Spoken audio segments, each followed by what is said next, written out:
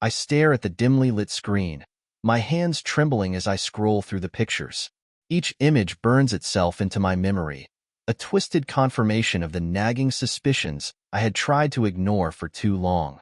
My wife, Sarah, and my brother, Derek, two people I thought I could trust more than anyone else in the world. My breath catches as I try to make sense of it. Derek's arm around her, her head on his shoulder, the same warmth in her eyes that used to be for me alone. I can't believe it's come to this. Just yesterday, life felt simple. Sarah and I were supposed to celebrate our 10th anniversary next week. 10 years of memories, laughter, dreams, all shattered in an instant. I try to control the anger simmering inside me, clenching my fists to stop myself from throwing the phone across the room. The worst part? My brother. He's been my closest ally since childhood. We were thick as thieves, inseparable, until now. I paced the room, running a hand over my face, trying to stay calm. There's no room for hasty reactions. If I'm going to confront them, I need to do it on my terms. In a moment of chilling clarity, a plan begins to form in my mind. I won't let them get away with this. Not Sarah, not Derek. They'll pay for this betrayal, but they won't see it coming. I wake up the next morning, still haunted by the images, yet more resolute than ever. My mind is sharp, calculating, fueled by a combination of rage and betrayal. Every memory I replay in my head feels tainted now.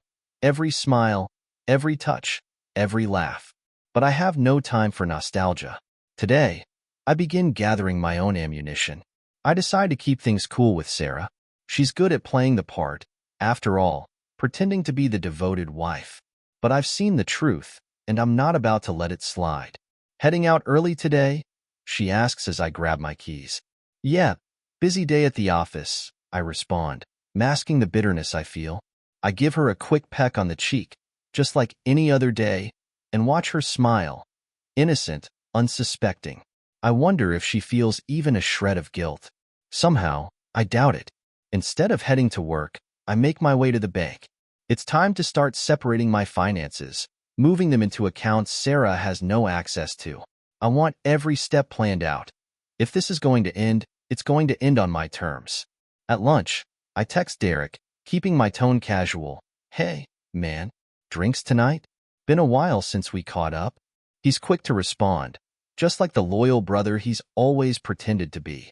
Sure thing, bro. Let's meet up at Rusty's around 8, he replies. Perfect.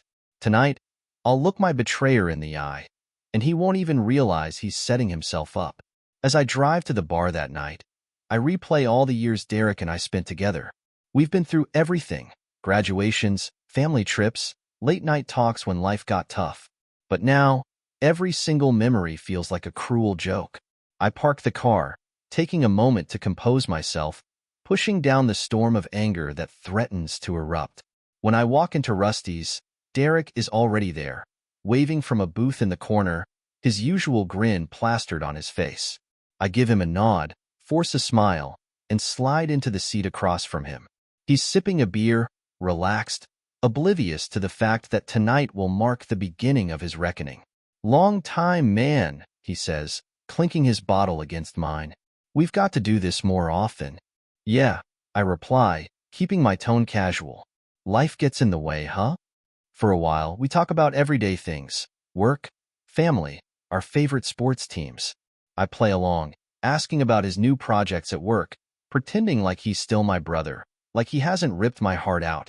The whole time, I can see him in my periphery, laughing, drinking, completely unaware that I'm onto him. So, how's Sarah?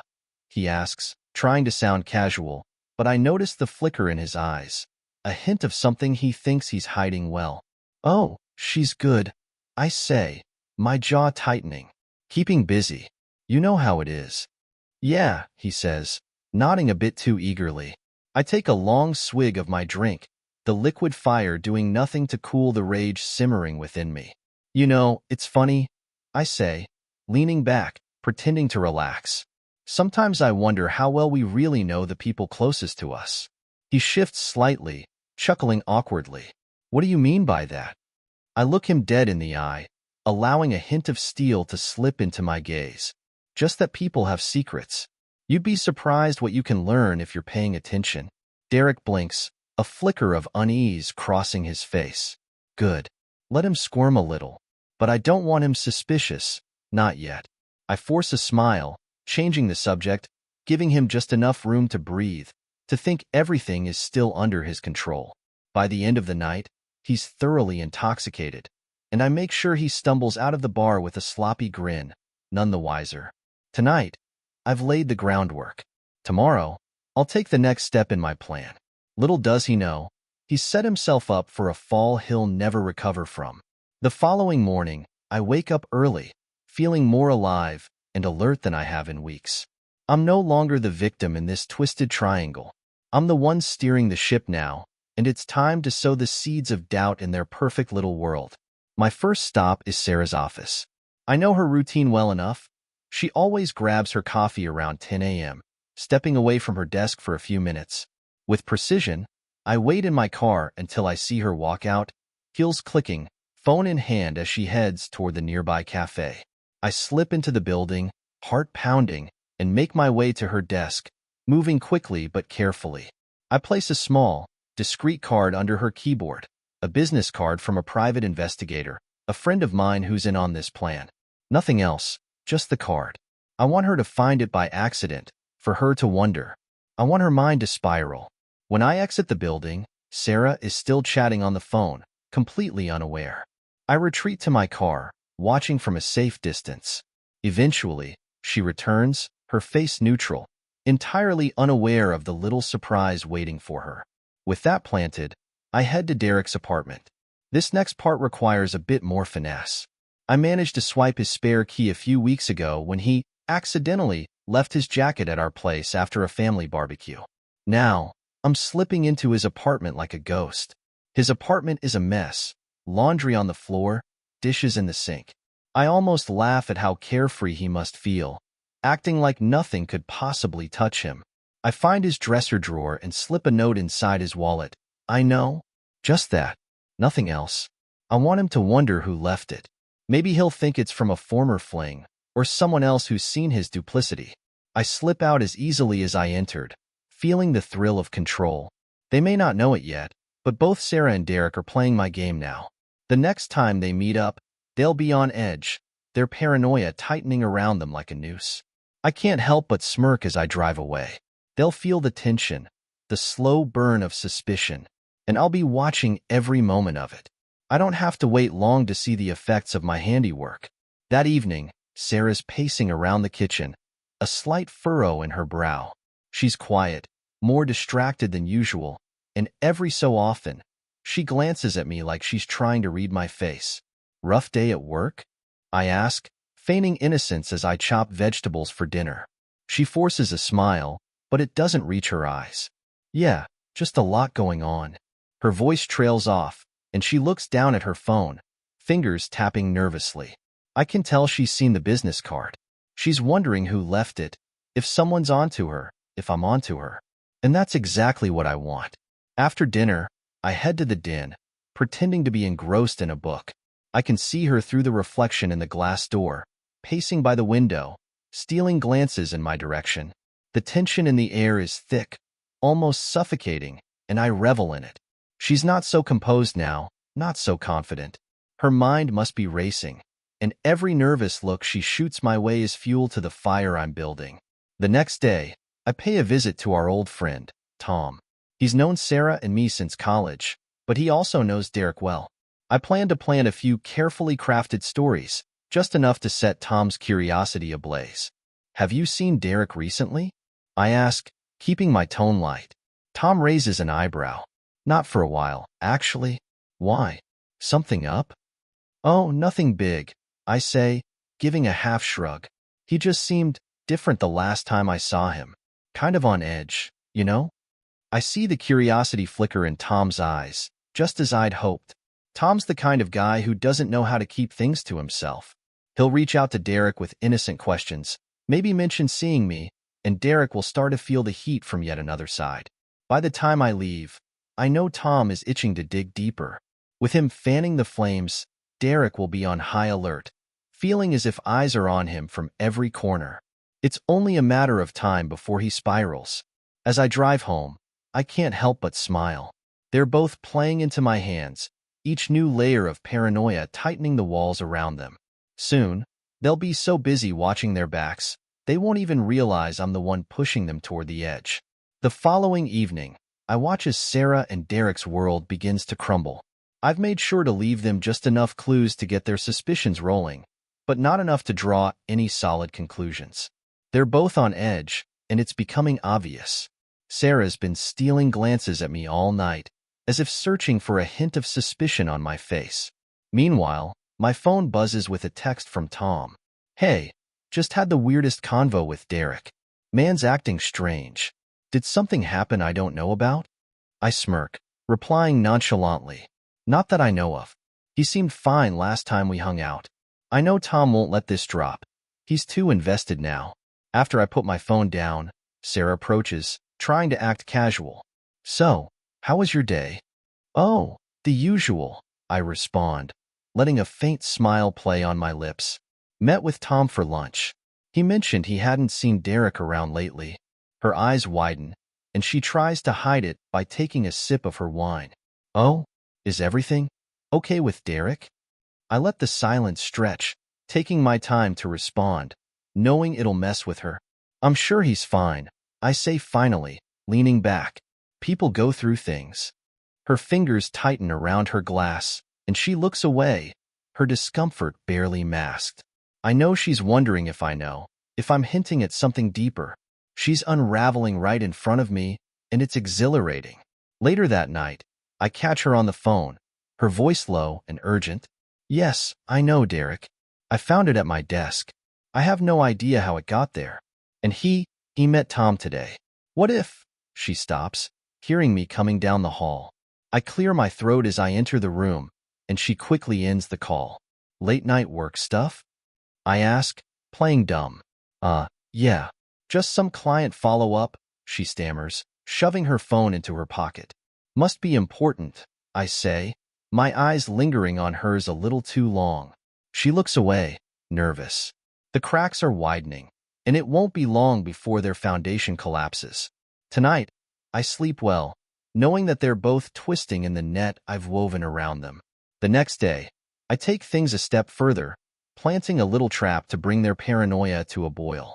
By now, I've monitored Sarah's habits enough to know she's grown more suspicious and anxious with each passing day.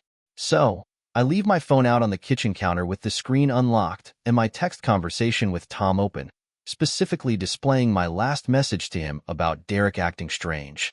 I make sure it's visible enough for Sarah to see, then head upstairs to grab something. When I come back, I catch her out of the corner of my eye, subtly tilting her head to read my phone's screen. The instant she notices me, she straightens, faking nonchalance as she busies herself with the coffee machine. "Everything okay?" I ask, pretending not to notice her nosiness. "Oh, yeah, fine," she says too quickly, the tension clear in her voice. She forces a smile. "Just running late." She grabs her things and practically bolts out the door, clearly rattled. I know where she's headed next. Straight to Derek. She can't help herself. They need to confer, to reassure each other that everything's under control. Later that afternoon, I decide to take a discreet drive by Derek's apartment, parking a few blocks down where they can't see me. Sure enough, I spot Sarah's car parked out front. The sight fills me with a sense of satisfaction, knowing that they're huddled together, likely panicking, trying to figure out if I know something. When Sarah finally emerges an hour later, she looks tense, her eyes darting around, double-checking her surroundings as she gets into her car. She's jumpy, her facade cracking with every passing moment. I follow her at a safe distance, watching as she drives aimlessly, probably trying to clear her head. The beauty of it is that every mile she drives, every worried glance she casts in her rearview mirror, is fueled by a fear she can't shake. I've planted the seeds of doubt, and now they're blossoming into full-blown paranoia. Tomorrow, I'll drop another hint. Something small, something subtle, just enough to keep them both dangling over the edge. The next day, I arrive at work early, but my mind is anywhere but on my tasks.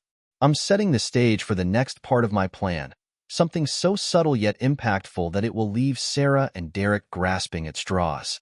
I make a quick call to our mutual friend, Josh, a known gossip who wouldn't think twice before spreading a juicy story. "Hey, Josh." I greet him with forced cheer. "Long time no see." "Hey, man." Josh replies, his enthusiasm predictable. "What's up?" "Not much, just thought I'd reach out," I say, keeping my tone casual. "Oh, by the way, have you heard anything about Derek? I ran into him the other night, and he seemed different." Josh's curiosity is piqued. "Different how?"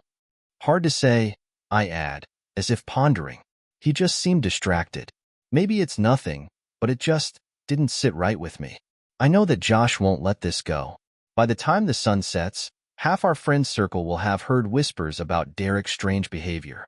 He'll be flooded with messages from curious friends, each one making him feel increasingly trapped and watched. At home that evening, Sarah's silence speaks volumes. She's tense, her eyes darting toward me when she thinks I'm not looking. I can almost feel the weight of her anxiety as she stirs the spaghetti sauce on the stove, her mind clearly elsewhere. "So, how's your day been?" I ask, pretending to be oblivious to her turmoil. She glances up, a flicker of something unreadable in her gaze. "Busy," she says shortly. "Yours?" "Oh, same old," I reply with a casual shrug.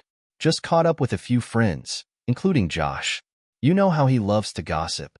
I catch the faintest tightening of her jaw. She knows exactly what I'm doing, but she can't confront me without revealing her own guilt. She's trapped in this performance, forced to pretend that everything is fine even as the walls close in around her. That night, after she heads to bed, I linger in the living room, savoring the stillness.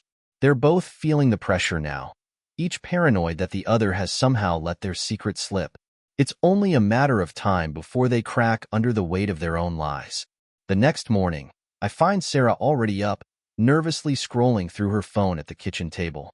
Dark circles under her eyes betray a restless night, and I can sense the turmoil brewing beneath her calm exterior. She barely looks up when I enter the room, so focused on whatever she's reading that she jumps when I greet her. "Morning, Sarah," I say, pouring myself a cup of coffee, studying her reaction carefully. "Oh, morning," she replies, barely masking the tension in her voice. I can feel it in the air. She's on edge, more distant than ever, and I know she's spent the night spiraling. I notice a series of texts flashing on her screen before she hastily locks it. There's only one person she'd be messaging so early, and I'm sure Derek's just as on edge as she is. "Everything okay?" I ask, keeping my voice calm, but with just enough curiosity to make her squirm. "Yes, fine," she says too quickly, flashing a tight smile that doesn't reach her eyes. She tries to steer the conversation elsewhere, asking about my work, but I know it's just a tactic to keep me from probing any further. Later that day, I get a message from Josh. "Dude, Derek's acting super weird. Tried to ask him if he's okay, and he just shut me down." I smirk at the screen, imagining Derek's paranoia mounting with every question Josh throws at him. He must feel the walls closing in, wondering if Sarah's told someone or if I know something. The stress alone must be eating at him. The final piece of today's setup arrives as I'm heading home, a bouquet of flowers ordered with Sarah's name on it. I had them sent to Derek's apartment under her name, knowing he'd recognize the gesture instantly. I don't care if he throws them out or confronts her about it. I just want him to think she's getting reckless, that she's slipping up. The cracks are there. I'm just helping them grow. When I get home, Sarah is waiting, pretending to be engrossed in a book. But I see the tension in her posture, the nervous way her fingers grip the pages. She knows things are falling apart, even if she can't quite figure out how. As I sit across from her, watching her feigned calmness, I'm satisfied, knowing that they're both beginning to crack. Soon enough, they'll be desperate, turning on each other as they try to cover their tracks. And I'll be there to watch every unraveling moment. By the time the weekend rolls around, the tension between Sarah and me is almost palpable. She's been more distant than ever, her glances carrying a strange mix of guilt and fear. Meanwhile, Derek has been unreachable. According to Josh, he's been dodging calls and acting like he's got something to hide. Exactly as I'd planned. On Saturday morning, I casually suggest that we spend the evening with some friends, dropping Josh's name in particular. I know Sarah's not fond of social gatherings when she's stressed, and I can tell from her expression that she'd rather crawl under a rock than face anyone right now. Oh, I think I'm coming down with something, she says, feigning a cough. Maybe another time? I nod, playing along. All right, no problem. I might go out anyway. Need to catch up with a few people. Don't wait up. Her face goes pale, but she forces a smile. Of course. Go have fun. Around noon, I send a quick text to Josh, letting him know I'll be at his place that evening, knowing full well that Sarah will be left alone, wallowing in her worry and paranoia. What she doesn't know is that I'll be swinging by Derek's place beforehand to leave a little reminder of her gift from yesterday. I make my way to Derek's building, my pulse steady and my mind focused. After slipping a note under his door that reads, asterisk, we need to talk. You can't ignore me forever. Asterisk, I walk away, imagining the impact it will have. Derek will find it and think Sarah's reached her breaking point, escalating things on her end without his input. They'll be at each other's throats in no time. That evening, when I finally get back home, Sarah is waiting for me on the couch, visibly tense.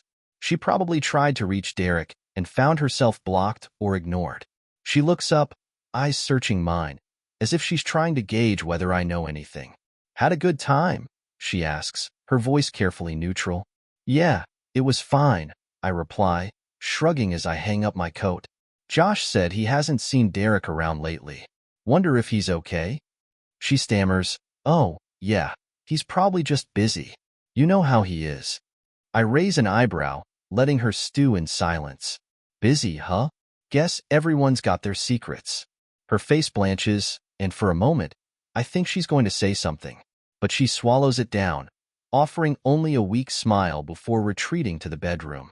Tonight, they'll each be doubting the other, questioning every word, every silence. And all I have to do now is let their own distrust finish the job I've started. The next day, Sarah is unusually quiet. She keeps glancing at her phone, her fingers hovering over the screen, hesitating before putting it down again. I know she's waiting for Derek to reach out, to reassure her. But I've made sure he's wrapped up in his own confusion, unable to trust anything that comes his way. They're both trapped, isolated, and I'm savoring every second. I decide to up the ante. Late in the afternoon, I slip out under the guise of running an errand and stop by Derek's apartment. I'm careful to avoid being seen, placing a folded piece of paper in his mailbox, making it look like an innocent flyer. But the note is anything but friendly. Asterisk, isn't it ironic? It reads, betrayal runs in the family. I wonder how long it'll be before someone figures it all out. Asterisk, I imagine the impact it'll have when he finds it. He'll wonder if Sarah left it, or worse, if I know everything. It'll eat at him, the silent threat of exposure. Just another seed of fear, planted carefully where it'll grow into a vine of distrust. When I return home, Sarah is on the couch, visibly anxious. She barely notices me as I walk in, her mind clearly somewhere else. I sit across from her, pretending to read, watching her out of the corner of my eye. Finally, unable to stand the silence, she blurts out, Have you talked to Derek lately? I raise an eyebrow, pretending to be mildly surprised. Not since we got drinks last week. Why? Oh, no reason, she says, biting her lip.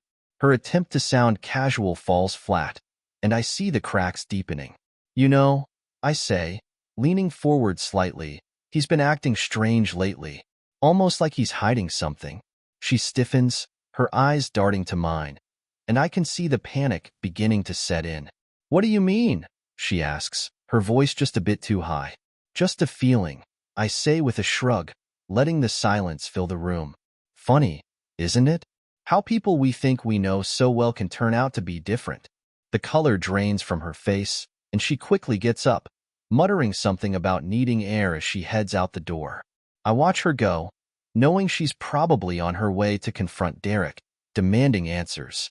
Tonight, they'll both realize they're losing control, the lies and secrets spiraling beyond what they can manage. And I'll be here, watching as they tear each other apart. Later that night, Sarah returns home, looking like she's seen a ghost. Her eyes are red, her face pale, and there's a tension in her posture that speaks volumes. She tries to avoid my gaze, slipping into the house with a mumbled greeting, but I can sense the turmoil inside her. "Everything all right?" I ask, feigning innocence as I put down my book. "Yeah, just tired," she replies, her voice barely above a whisper. She disappears into the kitchen, and I follow, leaning casually against the doorway, watching her fumble around for a glass of water. She's clearly rattled, and I know exactly why. She must have confronted Derek, and whatever exchange they had left her more confused than ever. "What's on your mind?" I press, keeping my tone gentle, almost caring. She hesitates, her hands shaking as she grips the glass. "Nothing, just work stress," she says, but her voice cracks, betraying her attempt at nonchalance. I step closer, forcing her to meet my gaze. "Sarah," I say, my tone shifting to something darker, more deliberate. "Is there something you're not telling me?" Her face falls, and for a second, I think she might come clean. But then she looks away, her jaw tightening as she shakes her head. "No, of course not. Why would you think that?" I lean back, crossing my arms, letting a faint smile tug at the corners of my mouth. "Just a hunch," I say. "Funny how secrets have a way of surfacing, don't they?" She flinches, and I watch her carefully, noting every flicker of emotion on her face. She's close to breaking, and I can see the war raging inside her. Her loyalty to Derek, her guilt, the fear of being caught. It's all there, churning just beneath the surface. After a long silence, she looks up at me, her eyes pleading. If there was something you thought I was hiding, would you want me to tell you?" I pause, letting her question hang in the air before answering. "I'd expect honesty," I say finally, my voice laced with quiet intensity, "especially from the people I trust." She nods slowly, her eyes glistening, but she says nothing, her silence telling me more than any confession ever could. She's trapped, caught between the web of lies she spun and the truth she's too afraid to reveal. As she turns away, I know that tonight's confrontation with Derek has only deepened her dread. They're both on edge, their relationship fractured, their secrets eating away at them. It's only a matter of time before one of them breaks completely. The next day, I decide it's time to accelerate my plan. They're both teetering on the edge, and a little push is all they need to send them spiraling. I start by arranging an anonymous tip to Derek's workplace, suggesting that he's been distracted lately and may be bringing personal issues to the office. Nothing too obvious, just enough to make his superiors take notice and ask questions. I know that kind of scrutiny will only heighten his paranoia, tightening the noose around him further. By evening, I'm ready for the next step. I've left a carefully crafted note for Sarah on our bedroom dresser. Just a simple piece of paper with a line that reads, "Asterisk, truth always finds a way." Asterisk, I leave it under her jewelry box, knowing she'll stumble upon it when she's getting ready for bed. I want her to wonder who left it, why it's there, if it's a veiled threat or a cruel reminder. Later that night, as we're brushing our teeth, I watch her out of the corner of my eye. She's quieter than usual, her movements tense. She spots the note, her face paling as she reads it. She glances in my direction, as if trying to gauge if I know anything, but I pretend not to notice. "What's that?" I ask, pretending to look up from my phone just as she tucks the note into her pocket. "Oh, nothing. Just a reminder to myself," she says, her voice shaky. I raise an eyebrow but don't press her further. She's lying through her teeth, and she knows it. The note is working its magic, planting even more seeds of fear and guilt. I can practically feel the weight of her anxiety filling the room, choking her with every silent moment that passes. Just before bed, she breaks the silence. I think I might visit my sister next weekend," she says, her tone hesitant. "Just need a little time away, you know?" I nod, feigning support. "Of course. You deserve a break." But we both know it's not just a break she's after. She wants to escape the crushing weight of her own secrets, to run from the lies that are closing in on her. And I let her think that's possible because I know she can't run from the truth forever. As I lie in bed, I can feel her tension radiating beside me. It won't be long now. They're both unraveling, desperate for a way out, and soon they'll have no choice but to face the consequences of what they've done. The following week, Sarah spends more time on her phone than ever, sneaking glances at me when she thinks I'm not looking. She's acting jittery, like a caged animal, and I know the pressure is starting to crush her. Derek, on the other hand, has gone radio silent. According to Josh, he's been skipping happy hours and keeping his head down at work, trying to avoid everyone. Just as I'd planned, they're both retreating into their own worlds, haunted by the shadows of their betrayal. On Friday evening, I casually tell Sarah that I'll be heading out for a work dinner. I watch her reaction carefully, noting the flicker of relief that crosses her face. She probably thinks she'll have the night to herself, time to reach out to Derek and plot their next move. But I'm not going to that dinner. Instead, I wait a few blocks down the street, watching my house from the safety of my car. It doesn't take long. Less than an hour after I leave, I see her slip out, phone in hand, looking over her shoulder as if she's afraid of being followed. She's heading to Derek's place. Perfect. I follow her car at a safe distance, watching as she pulls into his driveway, parking around the back to avoid being seen. She doesn't know I'm there, hidden in the shadows, documenting every step she takes. My chest tightens, but I remind myself this is part of the plan. I'm in control. They spend hours inside, and I imagine them arguing, their voices rising, accusations flying as they try to piece together what's happening. I want them both to feel the strain, the weight of their own dishonesty bearing down on them. Finally, well past midnight, Sarah emerges, her face pale and strained. She looks broken, defeated, like she's carrying the weight of the world on her shoulders. She heads back home, and I follow, keeping my distance, knowing she's barely holding herself together. When she returns, I'm already back, pretending to be asleep on the couch. She slips inside quietly, thinking I won't notice. I hear her sigh, a deep, exhausted sound filled with anguish. She stands there for a long moment, her silhouette framed against the faint glow from the street lamp outside. Then, as if the weight is too much to bear, she breaks down, silently sobbing into her hands. I keep my breathing steady, feigning sleep, while inside, a storm rages. Her tears mean nothing to me now. She's reaping what she sowed, and I'm the one holding all the cards. Tomorrow, I'll deliver the final blow. The moment they both realize there's no escape. Morning dawns with an eerie stillness, the kind that hangs in the air just before a storm. I know today is the day I'll end this, and it's as if the universe is holding its breath in anticipation. Sarah moves through her morning routine like a ghost, her eyes hollow, her steps slow. I wonder if she's even slept. As she pours her coffee, I decide it's time. Sarah, I say, my tone calm but firm. We need to talk. She freezes, her hands gripping the mug tightly, knuckles white. She knows what's coming. She's been dreading this moment, and now it's here. She looks up at me, trying to feign innocence, but her face betrays her. What about? She asks, her voice barely a whisper. I sit down across from her, fixing her with a steady gaze. I know, Sarah, about everything. Her face drains of color, and the mug slips from her fingers, shattering against the floor. She stands there, stunned, like a deer caught in headlights, unable to form a single word. I let the silence stretch, letting her feel the weight of it, every second pressing down on her. I know about you and Derek. I continue, my voice low, each word precise and cutting.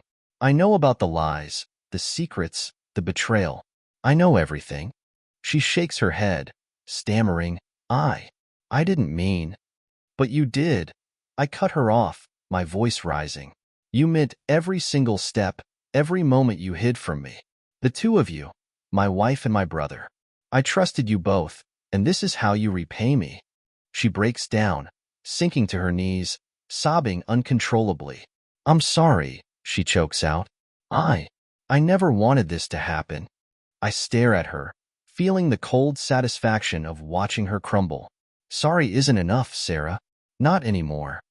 I let her sob, her cries filling the hollow silence of the house, each one a reminder of her choices. Then, I deliver the final blow. You're going to pack your things and leave today, I say, my voice steady, emotionless. And as for Derek, he'll face the consequences as well.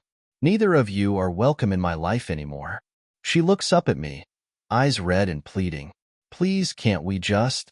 No, I cut her off, finality in my tone. There's no coming back from this. I've given you everything, and you threw it away for a lie. Now you'll live with the results. I walk away, leaving her there on the floor, her cries fading as I step outside. The cool air hits me, filling my lungs with a sense of freedom, a release from the twisted web of deceit they've woven around me.